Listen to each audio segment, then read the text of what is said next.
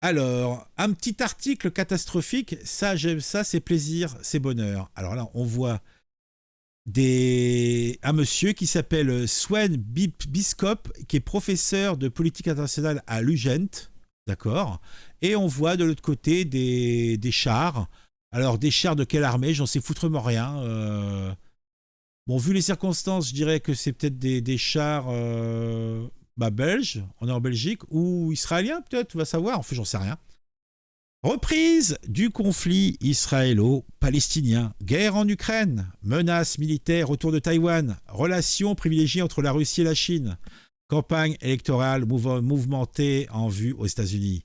Les ingrédients d'une nouvelle guerre mondiale, Swen Biscop, professeur de politique internationale à l'UGent, fait le point auprès de nos confrères de It's Not J'arrive pas à le dire. Et avec un titre dithyrambique, nous rapprochons-nous d'une troisième guerre mondiale. Bon, je sens que l'article, ça va être une banane, mais déjà, guerre en Ukraine, menace militaire autour de Taïwan, ça sent le pâté. Hein. Lorsque j'ai vu les images des attaques du Hamas le week-end dernier, j'ai été très choqué, comme tout le monde, mais j'ai aussi immédiatement songé à l'impact que cela aurait sur nous et sur le reste du monde. C'est dans les bureaux de l'Institut Egmont, au cœur de Bruxelles, que le professeur Swan Biscop, 47 ans, mène l'essentiel de ses réflexions. Le mec, il a une belle vie. Hein. Il est assis derrière un bureau, il regarde des vidéos YouTube et il a des réflexions. Ouais, c'est beau. Avec ses collègues, il suit et analyse la politique internationale pour le ministère des Affaires étrangères. La plupart des analystes ou des analyses qui ont défilé au cours de la semaine écoulée paraissent plutôt sombres. Selon certains observateurs, la reprise du conflit entre Israël et la Palestine pourrait être un tremplin vers une guerre mondiale. Un scénario crédible? Ouais. Eh. Voilà. Je vais à l'encontre de ces hypothèses. Ouais, je m'élève. La tentation est grande de réagir sous les coups de l'émotion ou de la panique dans ces moments-là, d'évoquer de grands bouleversements, alors qu'il faut garder un regard critique sur ce qui se passe. Oui, il y a beaucoup de crises et de guerres qui se conjuguent, mais la situation n'est pas unique. Dans les années 90, il y a eu la guerre du Golfe, en Irak et au Koweït, la guerre civile en Algérie, l'intifada en Palestine et la guerre en Yougoslavie. Une époque de fortes turbulences que nous avons traversée. Cela ne signifie pas pour autant qu'il ne faut pas s'inquiéter ou qu'il convient de tout relativiser. Bah si. Je pense qu'il est temps de tout relativiser, quoi. Franchement, bon, voilà, quoi, sans plus. Hein.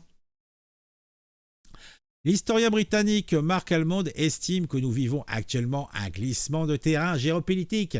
Et l'ancien colonel Roger Hausen parle d'un moment qui va changer le monde, à l'instar des attentats contre les tours jumelles à New York le 11 septembre 2001. Eh ben dis donc. Cette comparaison avec le 11 septembre 2001 est un peu exagérée, c'est vrai. Les Israéliens sont aussi choqués aujourd'hui que les Américains à l'époque. Ils ne s'attendaient pas à être attaqués d'une manière aussi horrible. Mais l'influence sera-t-elle aussi grande qu'en 2001? Je n'en suis pas si sûr. Le monde a changé après le 11 septembre. Principalement parce que les Américains ont lancé une guerre mondiale contre le terrorisme. Ils ont envahi l'Irak et l'Afghanistan. L'impact du conflit israélo-palestinien se limite pour l'instant à Israël et à la Palestine. Si Israël décidait d'attaquer l'Iran, alors nous nous retrouverions dans une toute autre situation, mais rien n'indique que ce soit le cas pour l'instant. Ce qui se passe actuellement au Proche-Orient peut-il avoir des répercussions sur le conflit ukrainien? Je n'entrevois pas de conséquences négatives graves pour l'Ukraine. Israël dispose d'une armée moderne et n'a pas besoin dans les médias de nombreuses armes supplémentaires. Supposons que la guerre se prolonge pendant une longue période ou qu'elle dégénère en un conflit régional plus vaste, alors cela pourrait plutôt avoir un autre impact. Je ne vois pas les États-Unis mener une réflexion du genre, ce que nous pensions livrer à l'Ukraine, nous allons plutôt l'envoyer vers Israël.